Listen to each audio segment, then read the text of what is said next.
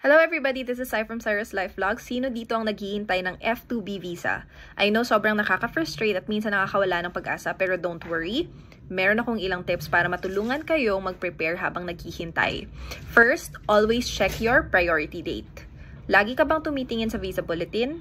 Kung hindi pa, gawin mo na siyang habit. Diyan mo kasi makikita kung gumagalaw na ang case mo. Second, organize your documents. Ready na bang papers mo in case ma-schedule ka na for an interview? Na-double check mo na ba yung affidavit of support, NVC forms, at syempre yung medical requirements? Walang masama sa pagiging handa. And finally, be patient pero maging proactive. Alam ko, sobrang matagal yung process na to. Minsan wala nang katapusan.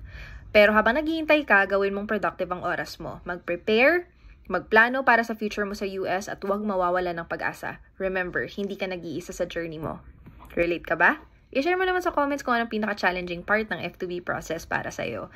Gusto kong marinig ang kwento mo, and don't forget to follow for more tips and inspiring stories about F2B and life abroad. See you next time! Check mo na lang yung link!